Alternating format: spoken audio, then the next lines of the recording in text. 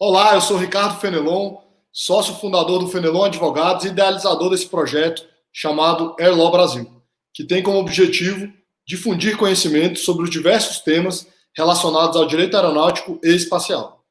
Essa ideia surgiu a partir de inúmeras mensagens que recebi nos últimos anos, tanto de colegas advogados quanto de estudantes interessados em se especializar na matéria.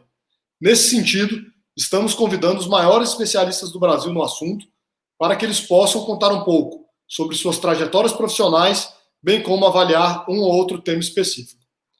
Hoje temos a honra de receber o Dr. Guilherme Amaral, que é sócio responsável pela área de Direito Aeronáutico do ASBZ Advogados. Ele é um dos poucos especialistas brasileiros na área, participando de discussões sobre o setor em fóruns governamentais e privados no Brasil e no exterior. Foi eleito um dos mais admirados no segmento aeronáutico do anuário Análise e Advocacia 500. O Guilherme é formado em Direito pela PUC São Paulo e pós-graduado em Direito da Economia e da Empresa pela Fundação Getúlio Vargas. Atua no contencioso civil há mais de 15 anos, assistindo clientes brasileiros e estrangeiros. Guilherme, seja muito bem-vindo ao Airlaw Brasil. Muito obrigado por ter aceitado o nosso convite. Fenelon, boa tarde a todos. Prazer estar aqui com você, prazer continuar as tantas conversas que a gente já teve, agora aí com a intenção de talvez mostrar um pouquinho do caminho de atuação dentro da nossa indústria para aqueles que querem fazer parte ou começaram a fazer parte dela.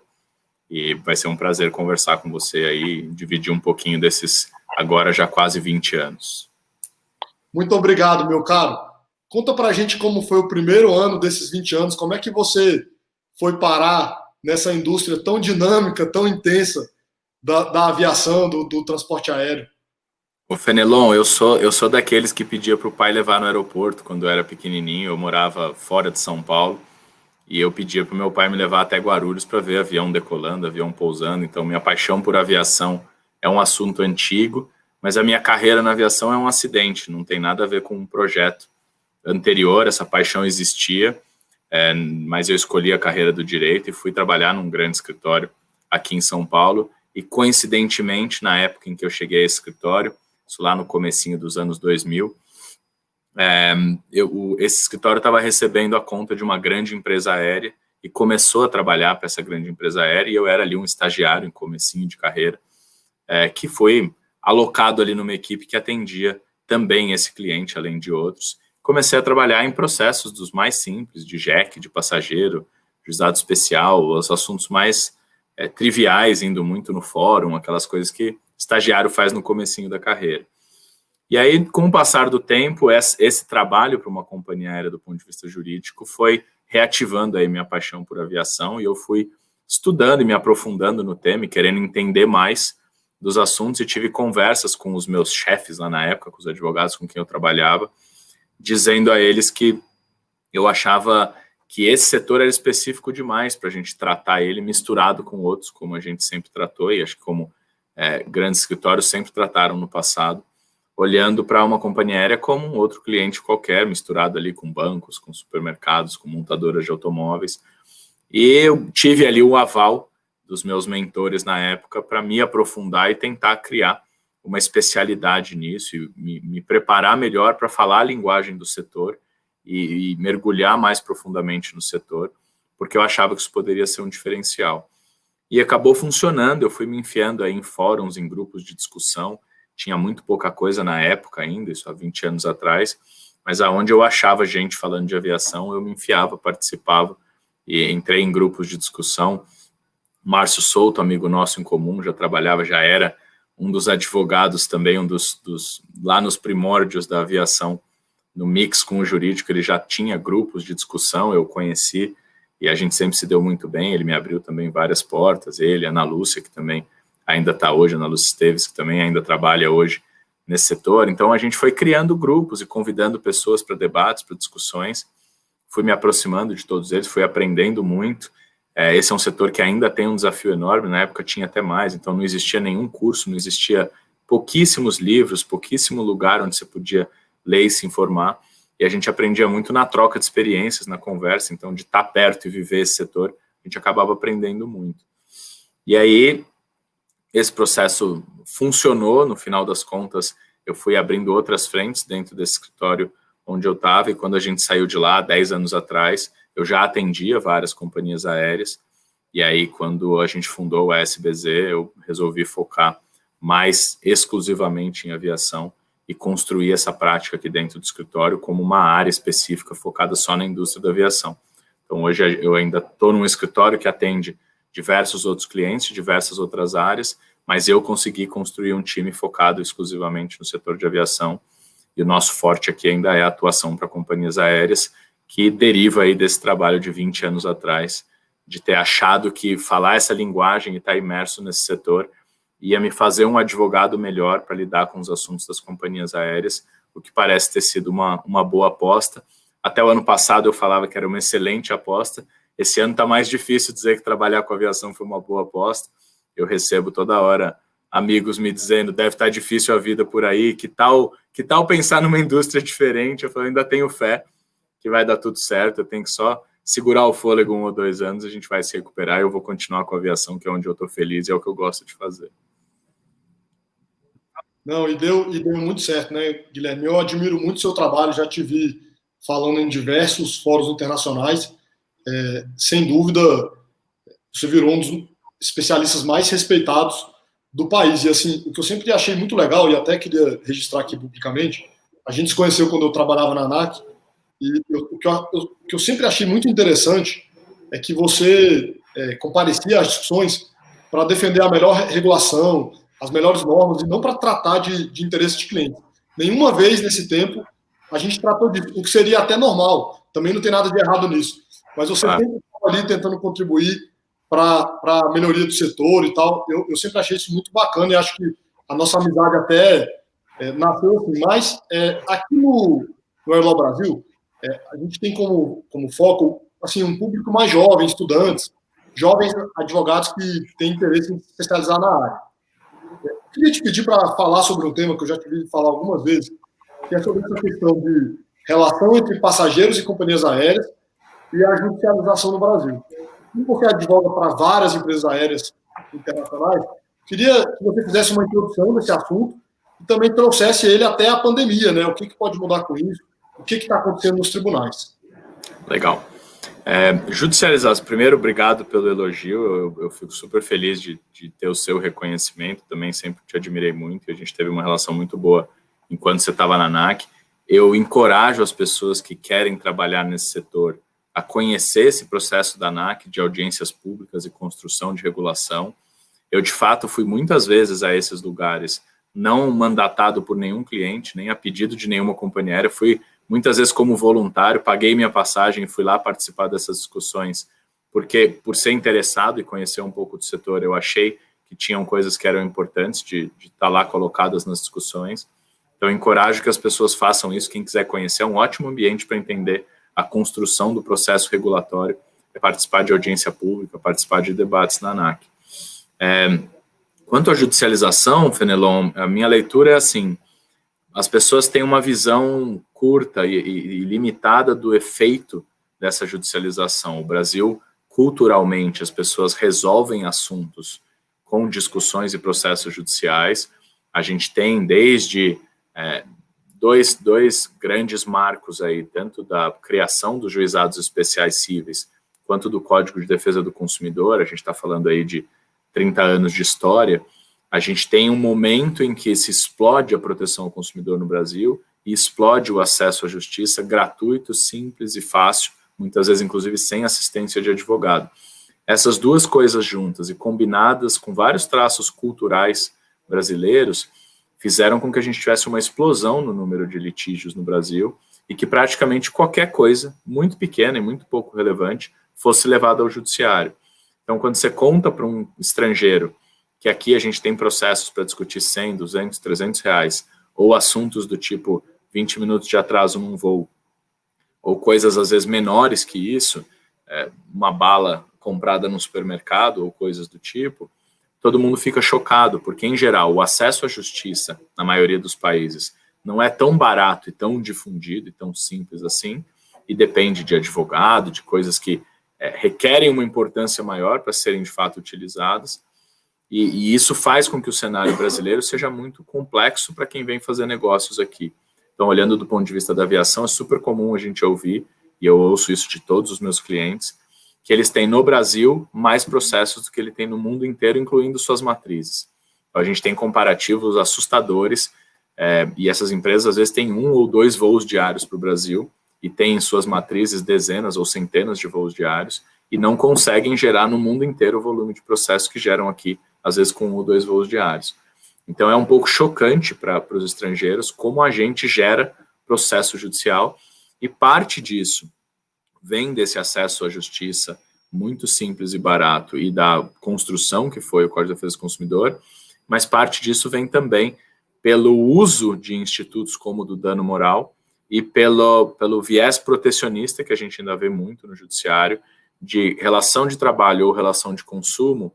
A empresa em geral é vilã por princípio, a empresa em geral parte perdendo aquilo, a não ser que ela prove que ela realmente não fez nada e que existe um abuso muito grande do outro lado. Numa relação normal, se algo não funcionou perfeitamente, o comum é que a empresa tenha que pagar algo por isso. Então é incomum você pensar em algum lugar onde o cumprimento de um contrato com um pouco de atraso, ainda que ele funcione perfeitamente, geraria o direito de alguém receber 3, 4, 5 vezes o que pagou por aquele serviço. Isso não acontece em lugar nenhum, e mesmo em outras indústrias. Se você pede uma coisa para ser entregue na sua casa e ela chega meia hora depois, você dificilmente vai ganhar 5 vezes o que você pagou por aquela coisa. Mas na aviação funciona assim. Na aviação a gente tem um ambiente onde uma pessoa paga R$1.000 por uma passagem, e se ela tiver 1 hora de atraso no voo, tem chance dela ganhar R$10.000 por isso, mesmo que ela não tenha tido prejuízo nenhum, só tenha ficado ali esperando por 1 hora. Então esse histórico que a gente vinha vendo, e essa construção de como o judiciário tratou as questões da aviação até hoje, estimulavam muito que as pessoas buscassem o judiciário até como uma fonte de renda. E aí isso foi potencializado no último ano, isso ficou muito claro, por uma tecnologia que viu essa oportunidade de negócio, e várias empresas surgiram com sistemas sofisticados, rastreando passageiros que tinham sido vítimas de atrasos e oferecendo dinheiro para esses passageiros para comprar o direito de processar uma companhia aérea que muitas vezes a pessoa nem ia processar. Então, um passageiro desembarca de um voo que teve 1 hora de atraso, ele não se importou muito, ele esperou 1 hora, trabalhou no celular dele, se distraiu, faz parte do dia a dia, você sofreu um atraso no aeroporto, chegou em casa e recebeu uma ligação dizendo que ele ia ganhar um cheque de R$1.000 por estar naquele voo, se ele assinasse uma procuração para alguém processar a companhia aérea e ficar com o dinheiro que fosse ganho em nome dele. Quando você pensa nisso como estrutura de negócio, não faz sentido nenhum. E aí a gente vinha nessa discussão, né? A ANAC teve um papel super importante de desregular algumas coisas que eram mal utilizadas e diminuir um pouco o nível de burocracia e de exigências para o funcionamento desse sistema, com uma intenção de baratear e simplificar o funcionamento do sistema em benefício de todos. O benefício não é só da companhia aérea, um sistema mais limpo, mais seguro e com funcionamento melhor permite N coisas como a entrada de novos competidores, novos modelos de negócio, um serviço mais barato, porque você tem muito menos custo do outro lado. Mas esse trabalho feito pela ANAC vinha sendo feito, muito bem feito pela ANAC, foi atropelado pela pandemia e, de certa maneira, acelerado em alguns aspectos, porque a pandemia fez com que a gente discutisse se as companhias aéreas ainda eram viáveis ou se elas iam acabar e a gente não ia ter companhia aérea. E aí todo esse exagero que a gente via começou a ser temperado com uma observação de a gente não pode também matar as companhias aéreas, porque se não tiver nenhuma, isso não é bom para todo mundo. Então, a gente viu uma mudança um pouco no viés legislativo, começou a aparecer discussão de regulação e legislativa no sentido de como é que se usa essa história de dano moral. Dano moral é algo que tem que ser relevante, tem que ter, de fato, ofendido uma pessoa a um nível alto para ela se sentir, de fato, machucada por aquilo, ou são coisas cotidianas, desde que um contrato não funcione perfeitamente, a pessoa já tem que ganhar o dinheiro por isso. Como se usa excludentes de responsabilidade no transporte aéreo, que foi uma coisa que a gente sempre batalhou para dizer, olha, se o aeroporto está fechado, eu não posso punir uma companhia aérea por condenar ela a pagar dano moral para passageiro por um atraso se o aeroporto estava fechado, ela não tem autorização para decolar, ela fez toda a parte dela. Isso dificilmente era reconhecido. Então, a pandemia abriu discussões interessantes no sentido de a gente precisa equilibrar um pouco essa relação e ajudar um pouco esse negócio a funcionar melhor, porque se a gente continuar martelando companhia aérea e tirando dinheiro em todas as chances que a gente tiver de lá, hoje não vai ter um fluxo de receita que permita a sobrevivência desse negócio. Então, a gente começou a ver, primeiro, uma redução enorme, né, no volume de processo, porque acabaram os passageiros, não tem ninguém voando, não tem muito passageiro para processar. É triste a notícia, mas teve esse lado de a gente poder, pelo menos, olhar para os processos com um volume muito menor, com um pouco mais de cuidado para aqueles que realmente chegaram. Acho que os juízes tiveram mais tempo também de digerir o que eram essas demandas, as poucas que continuam acontecendo, do que elas tratam, por que elas existem, e entender melhor a regulação, entender melhor o arcabouço legislativo que eles deveriam aplicar, e aí com um pouco de sensibilidade mais sobre a importância dessa indústria, dessas empresas para o negócio no Brasil como um todo, a gente tem visto decisões mais equilibradas para dizer o que realmente é relevante, foi uma falha que causou um dano a alguém, e precisa ser indenizado, obviamente, e o que são assuntos corriqueiros do dia a dia, como é pegar trânsito, como é ficar na fila do banco, como é um pedido no restaurante que vem errado, que são coisas chatas que acontecem, mas que não justificam as pessoas saírem com cheques de 5, 10 mil reais no bolso, porque passaram por um contratempo. Então, eu acho que a pandemia foi um acelerador nessa nossa reflexão de o fornecedor e o cliente estão, de fato, em lados opostos da mesa o tempo todo, e você precisa proteger um e agredir o outro, ou dá para a gente ver esse sistema como um sistema de interesses mais alinhados, no sentido de que é bom para todo mundo, que o sistema seja limpo, leve, que as operações sejam mais simples, mais baratas, e que isso faça com que as empresas sobrevivam, criem novos modelos de negócio, tenham competição entre si, e que isso, de alguma maneira, beneficie um consumidor com um serviço menor e com um custo mais baixo. Acho que esse é um racional que começa a desenhar de maneira mais clara quando a gente para de olhar isso como uma guerra entre dois lados diferentes e começa a ver um interesse alinhado de sobrevivência do setor, porque no fim das contas, se não tiver uma companhia aérea operando no Brasil, bastante gente vai ter problema com isso, até pelo tamanho do nosso país. Sem dúvida. Dois pontos, Guilherme. Eu acho muito interessante conversar sobre esse tema com você, porque, primeiro, você advoga para muitas companhias internacionais. Então, se nós estivéssemos tratando de companhias aéreas brasileiras, infelizmente a gente tem aqui na nossa cultura as pessoas vão dizer, não, mas o serviço aqui é pior. No seu caso, você advoga para companhias que prestam o mesmo serviço no mundo inteiro e tem essa questão diferenciada aqui no Brasil. Isso é um ponto que eu acho muito interessante. A segunda questão eu queria te perguntar se a gente pensou que a pandemia ia durar 2 meses, depois 3, já estamos em 9, né? Já é possível ver essas decisões já com as mudanças que foram feitas no Código Brasileiro de Aeronáutica sobre o dano moral, por exemplo, isso já vem acontecendo? Esse processo está muito no começo, Fenelon. Então, assim, primeiro a gente viu um pouco de mudança no peso da mão, ainda sobre a base legislativa antiga. Então, era mais uma reflexão de talvez eu não precise exagerar tanto aqui nessa punição. E agora a gente começou a ver as primeiras decisões que têm um reflexo maior realmente de uma mudança de visão. A gente sabe que os juízes brasileiros, principalmente os juízes de juizados especiais, estão em todas as localidades do Brasil e estão julgando todos os tipos de assunto. Então, demora muito para que esse grupo tão grande de pessoas adquira conhecimento daquilo que de fato está acontecendo no setor aéreo. Quando a gente teve, por exemplo, a primeira medida provisória na época da pandemia, era uma dificuldade enorme explicar para juízes ao redor do Brasil todo que existia uma medida provisória, que ela dizia como as pessoas poderiam ser reembolsadas pelo bilhete e que ela tinha que ser respeitada, porque ela era uma regra que valia no nosso mercado.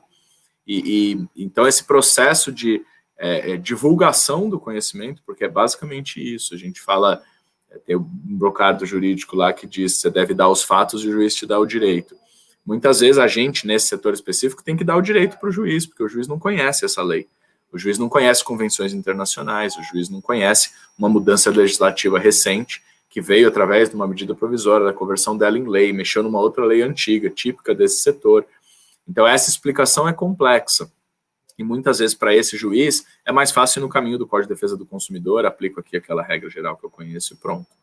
Então, a gente está começando a ver, vem um processo longo agora de educação do judiciário, nesse novo paradigma do que a gente acha que é mais justo de avaliação, principalmente do dano moral e das excludentes de responsabilidade, mas é um processo longo que, se for bem construído agora, talvez possa gerar frutos no pós-pandemia, quando houver aí uma recuperação do mercado, a gente tem um mercado mais racional em termos de uso do judiciário, que é o que eu, pessoalmente, sempre defendi. Eu não acho que a gente tem que brigar para as pessoas não irem ao judiciário. ou para não terem acesso à justiça, ou para a justiça ser cara no Brasil, só acessível para quem é rico. Nada disso. Eu acho que a gente só tem que brigar por um uso consciente disso, porque essa é uma estrutura cara para o Estado, que acaba sendo cara para a população como um todo, que gera um custo enorme para as empresas, que no final é repassado para um custo do serviço, que também é oferecido à população como um todo. Então, cada pessoa que vai ao judiciário por causa de um atraso de 15 minutos no aeroporto, está gerando um custo enorme que vai ser pago por ela e por todos os outros que usam esse serviço ou que não usam, mas pagam impostos que são usados para cobrir os custos do judiciário. Então, acho que esse uso mais consciente é onde a gente deve focar, e acho que iniciativas como essa, da gente difundir uma legislação que diz que, por exemplo, para que haja um pagamento de uma indenização por dano moral, deve haver uma evidência de que houve dano moral, deveria ser o óbvio, mas não era, e agora está um pouco mais claro. A difusão desse conhecimento é bastante positiva e pode gerar um efeito que vai ser relevante lá na frente, quando esse mercado retomar o volume de operação que ele tinha antes. Com certeza, meu caro. Estamos chegando aqui no final desse bate-papo. Queria te pedir, com toda a experiência, com a equipe que você formou, para você dar uma dica, um conselho para estudantes e jovens advogados que possam ter interesse em se especializar em direito aeronáutico. Fenelon, acho que a dica, e foi uma coisa que eu usei muito na minha carreira, foi nem ficar limitado a um assunto só e a um viés só da indústria, nem querer dar conta de todos. A aviação, e a gente já participou de várias discussões juntos, a aviação tem muitos lados diferentes que às vezes são impactados pela mesma coisa. Tem aeroporto, tem financiamento de aeronave, tem a relação de companhia aérea com passageiro, tem o contencioso, tem o regulatório, tem muitas frentes diferentes e não dá para ser especialista em todas elas, conhecer todas elas. Mas, ao mesmo tempo, conhecer só uma ponta delas te deixa muito limitado como profissional. Então, a minha trajetória, por exemplo, é uma trajetória que começou no contencioso, olhando muito para processo, e me levou ao regulatório pelo interesse de construir um ambiente melhor que evitasse o abuso no contencioso. Foi daí que eu comecei a participar do processo de construção da regulação. Hoje eu gosto mais e trabalho mais no regulatório do que no contencioso e tenho mais prazer em avaliar a criação de novas regras, o impacto delas, ajudar as empresas a se adaptarem a novas regras, do que cuidar dos processos gerados pela operação. Então, eu acho que esse ponto de equilíbrio entre navegar um pouco em áreas diferentes e conhecer um pouco de maneira mais abrangente o negócio e não exagerar e querer dar conta de tudo, porque aí você acaba virando um generalista que não consegue cuidar muito bem de nenhuma das esferas, é uma dica importante, porque é uma indústria muito grande, muito dinâmica, com muitos lados diferentes, e acho que às vezes as pessoas nem têm noção disso quando elas entram para trabalhar com aviação.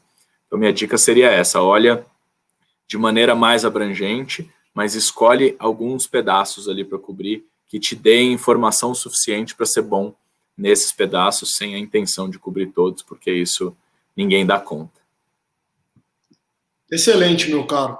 Muito obrigado pela sua participação aqui no Air Law Brasil. Espero que volte sempre. Tenho certeza aí que não vão faltar assuntos para conversarmos. Obrigado a você, Fenelon. Foi um prazer estar aqui com você. Parabéns de novo pelo projeto. Sou um super fã do esforço que você tem feito para difundir o conhecimento de aviação.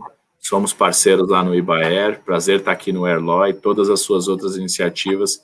Conta sempre comigo, vou estar sempre do seu lado aí, como seu escudeiro aí nesse processo para espalhar esse conhecimento o máximo possível e trazer bons profissionais para a nossa indústria. Obrigado, meu caro. Para mim é sempre uma honra. Queria agradecer mais uma vez a todos que sempre nos assistem e pedir para nos seguirem aí nas redes sociais, no LinkedIn, no Instagram, no Twitter. Um grande abraço a todos. Um abraço, Fenelon.